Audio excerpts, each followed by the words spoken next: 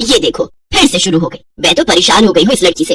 क्या हुआ माँ, क्यों इतना गुस्सा कर रही हो? गुस्सा न करूँ तो क्या करूँ? हाँ, कब से आवाज लगा रही हूँ लेकिन इन मैडम को एक बार में सुनाई कहाँ देता है। ओहो माँ, आप ही देखो ना मैंने कितना सुंदर डिजाइन बनाया, बस इसी में ध्यान लगा था मेरा, शायद इसीलिए आपकी आवाज सुनाई नहीं दी होगी। अच्छा बताओ क्या काम है, मैं ये बाद में पूरा कर लूंगी। कुछ काम नहीं, खाने की थाली कब से लगा कर रखी है, अब महारानी को फुर्सत मिल गई हो तो चलकर खा लो। अच्छा खाना खाना है, अब आप शुरू करो, मैं बस 2 मिनट में आऊँ। हाँ हाँ पता है तेरे 2 मिनट। इतना कहकर हिना की माँ सुमित्रा गुस्से में वहाँ से चली गई और फिर खाने की मेज पर। अरे क्या हो गया, इतने गुस्से में क्यों हो भाग्यवान? अब आप ही समझा लीजिए अपनी लाडली को, मेरी तो एक नहीं सुनती। हाँ तो क्या हो गया, तुम पे ही तो गई है। आपको मजाक सूझ रहा है? यहाँ मेरा दिमाग खराब हो रहा है, सारा दिन बस मेहंदी के डिजाइन बनाती रहती है और कोई काम ही नहीं है इसे। इसका मतलब वो सच में तुम पर ही गई है। तुम्हें भी तो मेहंदी लगाने का बड़ा शौक था ना इस उम्र में? हाँ, पर मैं घर का सारा कामकाज निपटाने के बाद ये सब करती थी। अरे ये तो खाना पीना भी छोड़कर बैठी है। सुमित्रा अपने पति सुरेश से हिना की शिकायतें कर ही रही थी कि तभी हिना वहां आ गई। क्या बनाया माँ? खुशबू तो बड़ी अच्छी आ रही है, मिल गई तुझे फुर्सत। हाँ माँ, देखो ना मेरा आज का डिजाइन, पापा देखिए ना कैसा है। सच में डिजाइन तो वाकई बढ़िया बनाया है लाडो। ये लाडो बोल बोल कर आपने ही इसका दिमाग खराब करके रखा है। मेरी जान को कितना काम है पता है, पी जा रही है, मगर ये लड़की मेरी बिल्कुल मदद नहीं करती। ओहो, आज सिर्फ खरी खोटी ही सुनाओगी या कुछ खाना भी मिलेगा भाग्यवान? सुरेश की बात सुनकर सुमित्रा की हंसी निकल गई और उसे हंसकर देख सभी लोग हंसने लगे। हिना अपने माता पिता की अकेली संतान थी। हिना को बचपन से ही मेहंदी के नए नए डिजाइन बनाने का बड़ा शौक था। वो कागज पर रोज कुछ न कुछ नया बनाने की कोशिश करती और फिर उसे अपनी माँ के हाथों पर लगाती। हिना के कॉलेज की पढ़ाई भी अब पूरी हो गई थी तो अब उसके लिए रिश्ते आने भी शुरू हो गए थे। अरे सुमित्रा कहाँ हो, जल्दी आओ। क्या हुआ जी? जरा इस फोटो को तो देखो, कैसा है लड़का? दिखने में तो बहुत ही बढ़िया है। हाँ वो कानपुर वाले फूफा जी है ना, उन्होंने बताया है इस लड़के के बारे में। अपनी हिना के लिए कैसा रहेगा? लड़का काम क्या करता है और परिवार में कौन कौन है?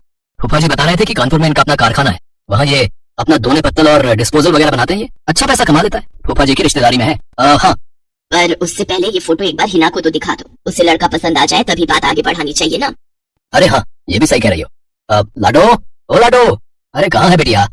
सुरेश ने फौरन जाकर कमल की फोटो हिना को दिखाई तो हिना को भी कमल पसंद आ गया।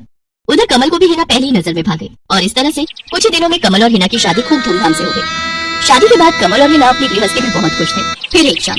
ये क्या लिख रही हो हिना? लिख नहीं रही हूँ, मेहंदी का डिजाइन बना रही हूँ। अच्छा, पर कागज पर क्यों? प्रैक्टिस तो रोज ही करनी होती है ना, तो इसीलिए कागज पर डिजाइन बनाती हूँ। अच्छा, अब जरा दिखाओ तो सही। अरे वाह, ये डिजाइन क्या सच में तुमने बनाया है? हाँ अच्छा है ना, अब मैंने और भी बना कर रखे हैं, रुकिए मैं भी लेकर आती हूँ। हिना ने अपने बनाए सारे डिजाइन कमल को दिखाए जो कमल को बहुत पसंद आए और उसने हिना की खूब तारीफ की। सब कुछ अच्छा चल रहा था और ऐसे ही हंसी खुशी दिन बीत रहे थे। लेकिन फिर एक सुबह। हेलो, क्या हुआ राठी जी, इतनी सुबह सुबह फोन क्यों किया? सर आप जल्दी से आ जाइए, गजब हो गया, अपनी फैक्ट्री में आग लग गई है सर, सब कुछ जल गया सर, कुछ भी नहीं बचा सर, जल्दी आ जाइए आप। फोन पर अपने मैनेजर की बात सुनकर कमल के पैरों तले जमीन खिसक गई। फैक्ट्री पहुंचा तो देखा वाकई फैक्ट्री पूरी तरह से जल रही थी। तभी एक जलती हुई बड़ी सी लकड़ी कमल पर आ गिरी जिसकी वजह से वो बुरी तरह झुलस गया। उसे फौरन अस्पताल पहुंचाया गया और यहाँ से सब कुछ बदल गया। फैक्ट्री के काम को बढ़ाने के लिए कमल ने हाल ही में कई सारी नई मशीनें लोन पर खरीदी थी। मशीनें तो नहीं बची, लेकिन लोन चुकाने के चक्कर में पहले कमल की गाड़ी बिकी और फिर घर। मजबूर होकर कमल और हिना किराए के मकान में रहने लगे थे। फिलहाल कमल की हालत ऐसी नहीं थी कि वो कोई और काम कर सके। ऐसे में हिना ने घर चलाने का जिम्मा उठाया और वो घर घर जाकर औरतों के हाथों पर मेहंदी लगाने लगी। हालांकि इस काम से उसे बहुत कम पैसे ही मिल पा रहे थे, लेकिन हिना फिर भी पूरी मेहनत कर रही थी। क्या से क्या हो गया ना हिना, मैं किसी काम का नहीं रहा, हम बर्बाद हो गए। मैंने कहा था तुम्हें रानी बनाकर रखूंगा, मगर मेरे रहते हुए भी तुम्हें कितना संघर्ष करना पड़ रहा है। ऐसा क्यों कह रहे हैं आप बिल्कुल चिंता मत कीजिए, देखना धीरे धीरे सब ठीक हो जाएगा। हिना चाहती थी कि वो अपना एक पार्लर खोले, लेकिन फिलहाल ये मुमकिन नहीं था। मेहंदी लगाने का काम भी सीजन पर ही मिल पाता था, तो अब दिक्कत खाने पीने की भी होने लगी। ऐसे में हिना ने एक सेठ के घर मेड का काम करना शुरू कर दिया और फिर एक दिन। सुन, तुझे कोई मेहंदी वाली पता है क्या? क्यों मैडम? अरे वो तीज आ रही है ना, तो मेहंदी लगवानी थी। हाँ बाहर इतनी गर्मी है, वैसे भी कौन बाहर जाए, तो घर पर ही आकर कोई लगा दे तो बढ़िया रहेगा। हाँ मैडम, मैं बहुत अच्छी मेहंदी लगाती हूँ, आप मुझसे लगवा लो।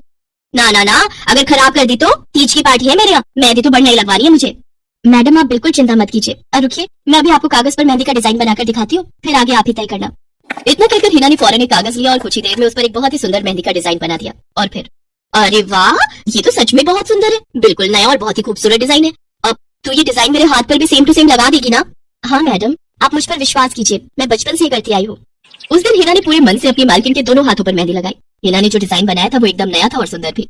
फिर अगले दिन। नमस्ते साहब, वो आपको कुछ? हाँ, मैं तुम्हारा ही इंतजार कर रहा था। ये कल शिवानी के हाथों पर तुम ही ने मेहंदी लगाई थी ना? जी साहब, मैंने ही लगाई थी। अब कोई गलती हो गई क्या मुझसे? नहीं, ऐसी कोई बात नहीं है, बस ये जानना था तुमसे कि मेहंदी का वो डिजाइन कहाँ से देखकर लगाया तुमने? कहीं से नहीं साहब, वो तो मैंने खुद से सोचा था। मैं कभी कहीं से देखकर डिजाइन नहीं बनाती। अच्छा, अगर ऐसा है तो जरा ये कागज और जरा इस पर एक मोर की थीम पर बेस्ड एक डिजाइन बनाकर दिखाओ। पर याद रहे, डिजाइन बिल्कुल नया होना चाहिए। जी साहब, बस 2 मिनट दीजिए। हिना ने बस कुछ मिनटों के अंदर वो करके दिखा दिया, जिसे देखकर उसका मालिक साहिल मल्होत्रा हैरान रह गया। वाह, सच में कमाल है। तो अब तुमने डिजाइनिंग सीखी है क्या कहीं से? नहीं साहब, सीखी तो नहीं, लेकिन मुझे बचपन से शौक है मेहंदी लगाने का, तो बस इसीलिए। समझ गया। देखो है ना, तुम्हारा हुनर लाजवाब है और तुम्हें अपने इस हुनर को ऐसे बेकार नहीं जाने देना चाहिए। जी मतलब? तुम्हें पता है ना, मेरी फैक्ट्री में लेडीज कपड़ों के लिए कपड़ा बनता है, लेकिन काफी समय से मैं परेशान हूँ क्योंकि सूट साड़ियों वगैरह के लिए मेरे पास नए डिजाइन की कमी पड़ गई है। लेकिन अब लगता है ये कमी नहीं रहेगी। बोलो, बताओ डिजाइनर, मेरे लिए काम करोगे तुम? जी साहब, बिल्कुल करूंगी। ये हिना के लिए सपने के सच होने जैसा था। अब वो काम वाली बाई से एक डिजाइनर बन गई। वो साहिल की फैक्ट्री में बनने वाले कपड़ों के लिए हर रोज नए नए डिजाइन बनाने लगी और इसके बाद साहिल के फैक्ट्री में बनने वाले कपड़े की डिमांड काफी बढ़ गई और इसके चलते हिना को भी उसके काम की बढ़िया सैलरी मिलने लगी। हिना अब अपनी कमाई से न सिर्फ अपना घर खर्च चलाने लगी, बल्कि उसने शहर के बढ़िया डॉक्टर से कमल का इलाज भी कराया, जिससे कमल बहुत जल्दी ठीक हो गया और उसने भी काम करना शुरू कर दिया। पर इस सब में पूरा 1 साल बीत गया और एक बार फिर से तीज का त्योहार आया। देखिए तो कैसी लग रही हूँ मैं? बिल्कुल चांद जैसी लग रही हो। हिना ने नई हरी रंग की साड़ी पहनी हुई थी, जो उसने खुद डिजाइन की थी और वाकई वो उसमें बहुत ही सुंदर लग रही थी। हिना, तुम सच में बहुत बहादुर हो। मैं तो उस हादसे के बाद उठकर खड़ा ही नहीं हो पाता, लेकिन तुमने सब कुछ ठीक कर दिया। तीज का ये त्योहार ही इसलिए है जी, मैं आपको कभी कुछ नहीं होने दूंगी।